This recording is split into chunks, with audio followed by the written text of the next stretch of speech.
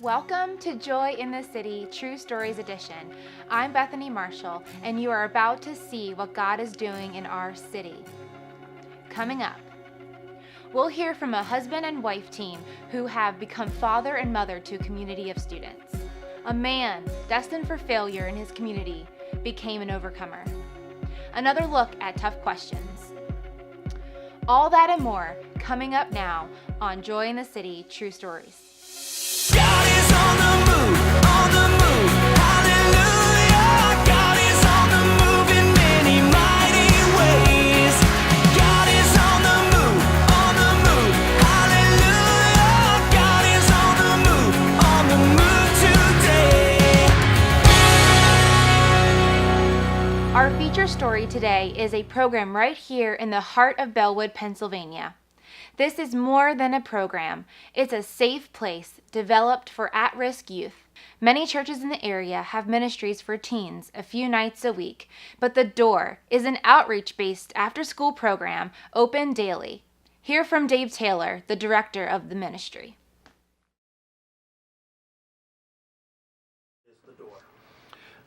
The Door was started as a place to get kids off the street after school. We're right near a major corner in our town and walking distance of the school, and right outside our building was a place where there might be as many as 40 kids a day congregating and getting into trouble. People drive by, they saw smoking, they saw kids doing stuff, hearing swearing, antisocial things, and they were concerned. And the founder of the ministry, George Palmer, saw them driving by, and instead of just being mad at them, said, we need to find out, why are these kids on a corner? Why aren't they at home? What's going on? And digging deeper, found out home's not always the best place to be after school. Sometimes nobody's home. Sometimes the streets are safer than home. It depended. Each kid's story was different, but they all had one thing in common. They needed a place. They needed a place to be. Really, I'm a home runner here. I'm the lawnmower. I'm the dishwasher. I'm the guy who makes dinner. I'm the guy who sees that if the toilet's clogged, they call me and I go clean up and fix the computers. And so from maintenance to janitorial to having a vision where we have an empty yard, what can we put here? We need space for kids. Two things I wanted. I wanted a place for kids to play, because there weren't a lot of places back in the time that we started.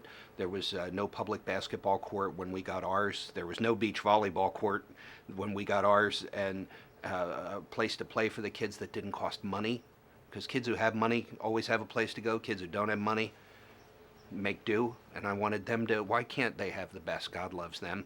And so we made a place of play here, and we also made a place of peace, because I know from my own childhood, and for many of the kids here, their days just need to get out. And you don't want to have to explain to anybody why you need out. You just need out. And you need a place of peace. You need a place where somebody cares about you, where eventually, if you trust them, you'll open up and talk about it. But kids don't need to explain why they're here. They can just be. And for a lot of kids, there are some rough situations we've had to help get kids removed from their home and things over the years. But for a lot of kids, it's not quite that bad. But there are bad days, there are bad moments, there's bad weeks. Mom and dad are fighting, there's a divorce, there's whatever. Mom's boyfriend is abusive, and I just need a place. I need a place to just go and hang out and be. And I wanted this to be that place. That we are to take care of the fatherless kids. And in our country today, we have reached a record number. 24 million children do not have their father in their life. 24 million. That's just America. That is the root of our problems in our country. That's the drug problem. That's the crime problem. That's the unwed mother problem. That's the violence problem. That's the kids dropping out of school problem. That's the people on welfare and all of those things. If you go and you study and you look, it is tied to a fatherless epidemic. So many ministries focus on salvation and heaven, and pardon me, but they forget about the hell that some young people live in today, here right now. And so that's a ministry that God commands. It's very close to his heart. I can't tell you how many times God talks about the fatherless in Scripture. Psalm 68 is probably the my life verse that says, God is the father of the fatherless, and he sets the solitary in families. And that's what we try to do here. God really has wants us to model servanthood. I think that's what a father should be modeling, that he serves his family, that he sacrifices for them, that he loves them, and he gives back to them, and is a strong man for them to, if there's correction needed, but a strong man for them to hide behind if they need safety, if they need shelter, if they need encouragement. And so that's what God's called me to be here. I'm dad at the door. That would, if somebody asked my title, I'm executive director, whatever that means. I don't have anybody under me. But I think the title, all the kids call Angela Mama G. That was something that came on very early. Knowing what to call me, knowing what to do with me. One of the reasons I cook is all the kids were talking to my wife, and I was out here and she was in the kitchen, and we had to swap one day because she couldn't get dinner done. All the kids wanted to talk to her, and I thought, well, I'm the trained professional counselor here. Why aren't they talking to me? And then it dawned on me after I did some studies with the kids. Most of these kids don't have a father to talk to, or one that talks to them. They don't know what to do with me. And that takes a while to figure that out. Most of them know what to do with a mama, because most of them have one, and my wife's great at that. So I picked up the apron and said, well, I'll cook, you talk to the kids. And over the years, we built bridges back the other way, and I kind of stayed the cook. She cooks at camp, and I cook here. Cool. Okay. The handprints on the wall are from a kid who's been coming here a while, and they make this a regular part of their life. There comes a day when we invite them to put their hand up, or they ask, can I put my hand up? And it's kind of a sign that you belong, that you are a part of our family, and we promise to never wash those handprints off. I do a lot of cleaning up. Those handprints stay. And we have kids, it's been 14 years I've been here. I got grandchildren from the ministry of kids who bring their kids back here, and they show them, that's daddy's handprint, that's your mom's handprint. We run the same hours year round, but every day at 3 o'clock, I show up a little bit early if I can, and we post on the chalkboard what we're having for dinner, because that's first question. What are we eating? The ministry centers around the dinner table. I mean, we have lots of other nice things, but it is, when can we have snacks out every day for the kids, and we serve a sit-down meal every night, so they see what's on dinner, they see what announcements are. Do we have something coming up, an activity? Do we close at a certain day for whatever reason? They hang up their coats and they hang out.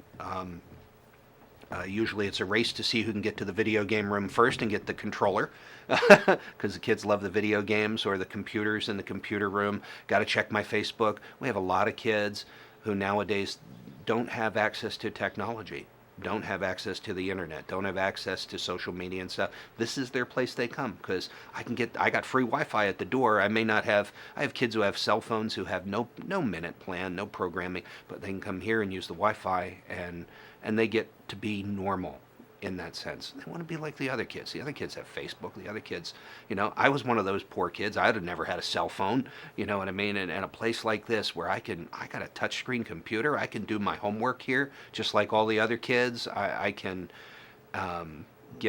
print my study stuff, and it doesn't cost me anything. We have those things here. So they do that. They hang out. A lot of them run out and shoot hoops on the basketball court. They've been sitting for 8 hours a day. So for the athletic kids, they can play ball and play hard here, or the beach volleyball courts out there. There are other kids who just come to shoot pool and play video games, and we have an arcade for them. They're just everywhere. There's an arts and crafts room where kids can go up, and we have every art supply you can imagine. And there's a lot of kids who art is therapy for them. It's their peace. It's their place where they can express themselves in ways that maybe they can't with words. And they can come here and do that kind of stuff. And some kids just hang out and want to watch TV or whatever else with us, and we have movie nights for the kids certain nights of the week, and we break out the popcorn popper and we sit around and watch a movie together. And impact, yeah, we've saved kids' lives. I've had kids who have taken an overdose of pills and showed up on my doorstep, changed their mind, want to live, and we've had to help them and call parents. We've had kids who've come here with drug problems, kids who've come here with every mental health issue you can imagine and every medication you could be on, and seen counselors and therapists, but here they find peace. And I think it's because the Spirit of God is here. It's not just a fun place. It's not just a place to get a good bite. That may get you in the door. But what makes you stay is there's something untangible here that you can't quite put your finger on. That most of the kids call it family. It just feels right here. Why are we making a difference in our community? We've moved drugs off Main Street. I'm not saying it's not here, but they're not selling on the street corner right in front of this building like they did 14 years ago. Like when I first got here, I fought with drug dealers who would vandalize, who robbed this place, who threatened my kids, who robbed my house, all right, smashed windows, vandalized my vehicles. We fought that fight, and they couldn't run us out of town. They're still here somewhere, but I don't have open dealers on the streets in our community. Kids who have been suicidal have been helped. Kids with drug issues, if they come here, they get help. It's the ones that don't make it here that I worry about, and they're being missed by. When I say this, it's not condemning. They're just being missed by our average church program, and we can't miss them. We can't afford to, as a society. We can't afford to as the kingdom of God. We got to reach them, whatever it takes. And if it takes, I've had people say, that kid just came in here, grabbed a candy bar and left. They don't care anything about you or this place. I said, yeah, that might happen for a full year before they sit down and stay. But there will come a day when they will sit down and stay. There will come a day where I'm not chasing you out. Use me. Use this place. Take from us. God's not going to run out. And I'm not going to lose patience. And I'm not going to lose hope. One day we will talk. One day people are like, but can't tell you how many teachers said, that kid comes there, they're a terror, they're a bad kid, they're this and that. And I'm like, yeah, well, they're not for me. They're not. I can't explain it, but they're not. Here, the kids that were the problems, here the kids that were the discipline issues, here the kids that are nuts or whatever else people want to call them, here they're just another son or daughter, and we love them, and they're not a problem here. Well, we want to do camp because families go on vacation together. I remember one young man at summer camp. We were praying after a message that touched his heart, and he just crying. He goes, I just wanted to be a normal kid. I wanted to go on vacation. I just wanted my dad to take me, like camping or fishing, like other kids get. And I looked at him in the eyes. I said, you do realize God is doing that for you here. Like, you're on vacation with your real Father in heaven. And he's given you, he's opened his wallet and he has given you the best of everything this week.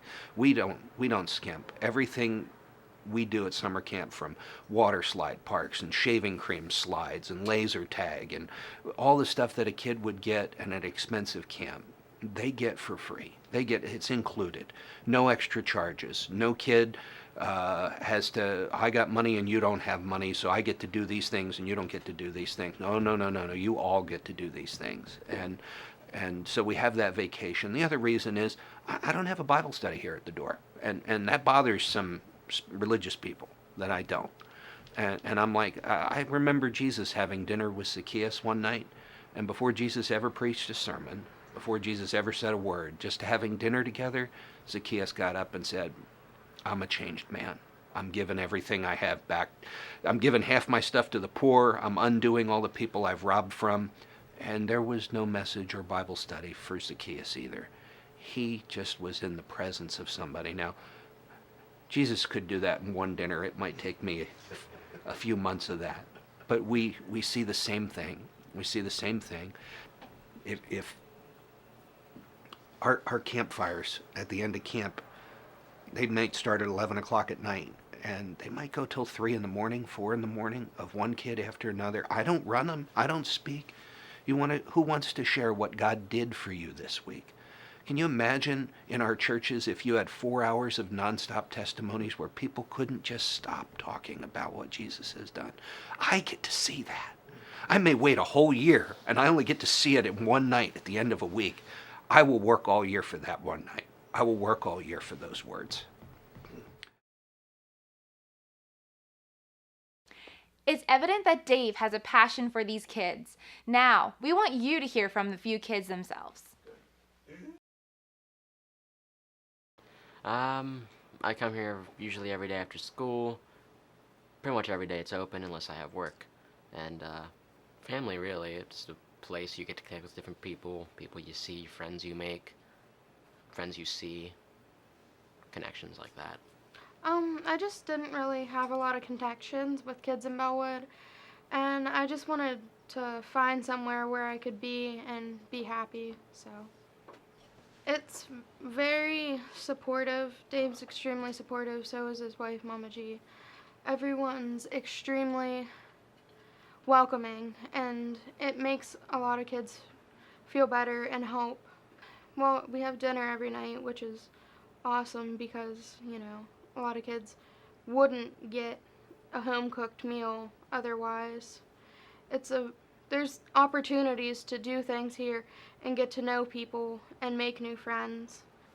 Well, it's brought me closer, I believe, to God than I've been before, because before we've gone to church, but we stopped, and it's just, I've always seen God as something I'd never been really close to or gotten involved with, but it's gotten me closer to that and trying to connect my life more to the spiritual aspect of it. It's definitely guided me in the way that I need to be going. I wouldn't say I'm definitely where I want to be and what I need to be, but it's definitely helping me guide me on my way. It's a positive place to be with positive people. Because it's kind of like another home, another family. It's like a second home. It's a family that even if your family doesn't necessarily get what you're going through, when you're here, there's always someone who understands. There's someone who's willing to help. Even if you don't really want to talk, they'll just sit down and talk to you and offer you support. Even just talk to you privately and try and calm you down and even just distract you from what's going on at home. Make this a better place for everyone. This ministry has impacted many kids over the years. As you can see by the many handprints of people who have called this place home, Dave and his wife Gila work very hard to provide good meals and a safe environment for these students. It's truly amazing to see God's favor and blessings on this team as they exercise their faith on a daily basis.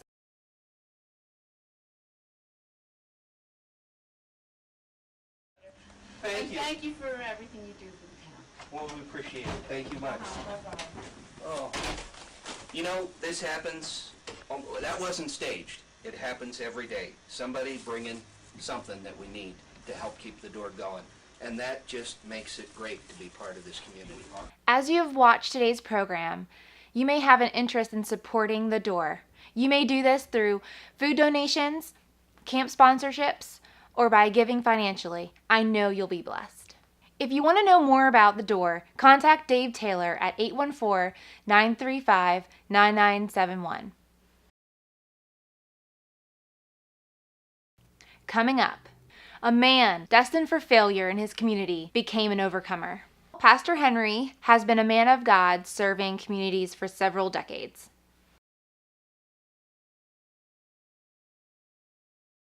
My father, to start with, had stumbled into a tent meeting, drunk.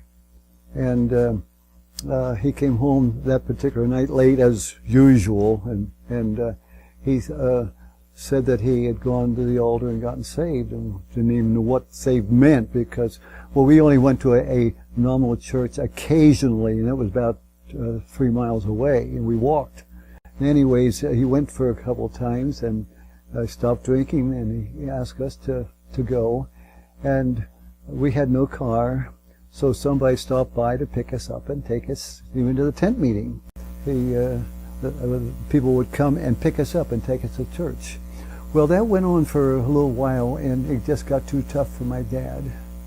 But he did allow us to keep going, and they kept coming and picking us up for Sunday school and church and so forth. And so one Sunday morning, as an invitation was given, I went to the altar, and I was around 7 or 8 years of age. Oftentimes I would hear that no good, Schaefer family's no good, he's a drunkard, and all of that. And it was a stigma that I put up with all through my school days.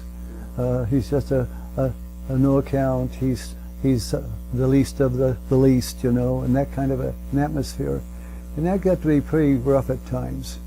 And I had to just keep on, and every once in a while somebody would sort of make fun of me because they knew I went up to that church in Enola. And they say, oh, shh, he's one of those. And then when I was a junior and senior in high school, I felt God prompting me to go away to Bible school when I was graduated. I would start arguing with God, well, not arguing, but talking with God. I can't go, there's no money. I can't afford it, my parents don't have it, and I can't go. And I would pray by the hour. And as the time went on later, I felt God whispering into my heart, but I will supply all your needs. It was when I was really time to graduate, you know. I will supply all your needs. I don't know about that, you know. And because I knew nothing about that. I went to school, and the second month I was there, it was October, I needed my monthly payment. I didn't have it. And if I didn't have it, I had to go home. That was the rule. And I would go to noon prayers, which was missionary prayers every Monday through Friday before lunch. And I would go to noon prayers, and that particular day I needed the money. Again, I would, now, of course, I had been praying about it, but that day I said, now Lord, you promised. Your name's at stake, not mine. Lord, you promised that you would provide all my needs. Here it is. And do you know, I went down to my room before going on to dinner, and on my desk was an envelope. The exact amount that I needed, $45. The exact amount, no name, no signature, but it was for my tuition. And God was faithful. Well, we need to take God at His word. If God said it, we need to accept it. I heard a long time ago, if God said it, I believe it, and that settles it for me. And that ought to be a philosophy of ours.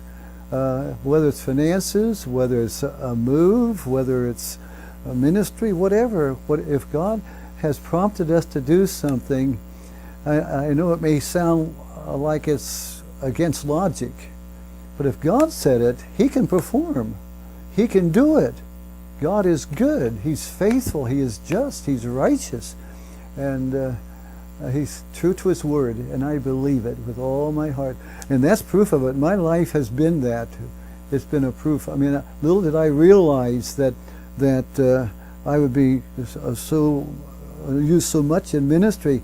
And, you know, a couple of those churches, I mean, I didn't spend a long time there, 4 or 5 years, and usually spend more, but God had a ministry for me. And part of that ministry was the building bit, you know, as I look back over. And so God was faithful. And in State College, it was 2 programs. So if God places upon your heart to make that move, do it. God's faithful. My family was the least to be desired because of my alcoholic father. He was known as the community drunk. And often it was said, can any good thing come out of the Schaefer family, especially when I had gone to Bible college for ministry and so forth. But you have to make the decision.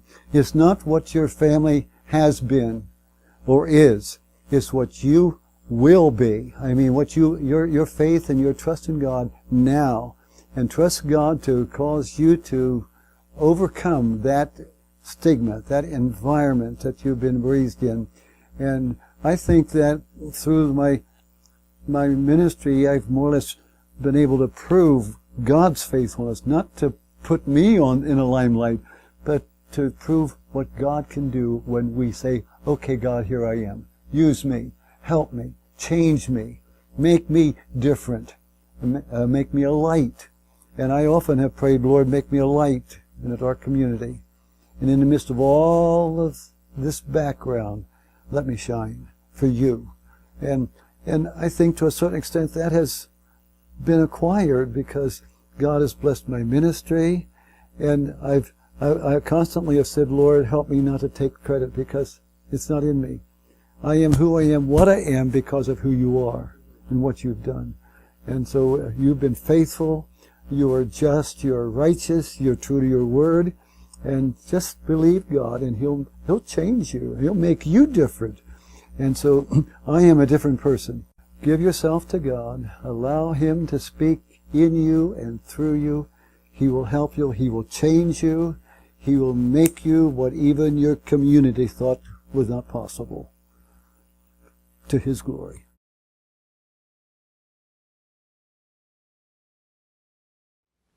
Each of us have tough questions from time to time.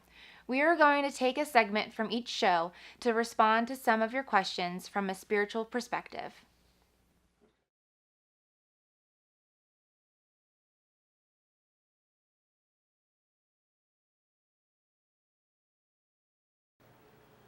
In every ministry, you come up with the kid that's the problem, that you wish didn't show up every week at church because they just make your job tougher. They disrupt things. They don't listen.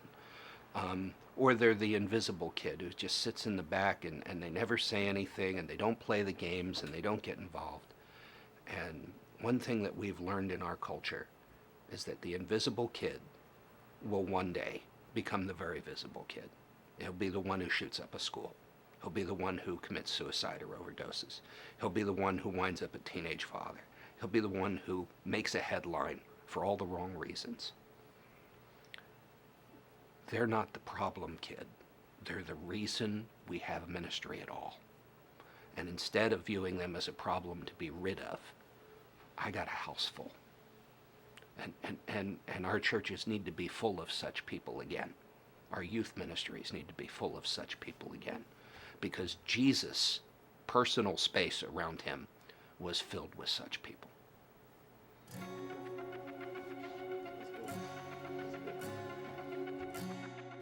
Thanks again for watching Joy in the City, True Stories. Make sure to watch Monday and Wednesday at 7 a.m. for inspirational messages from Pleasant Valley Assembly of God. Then join us again next Friday for our next journey with another organization having an impact in our city. Until then, have a very blessed day, and remember, God is moving in our city. God is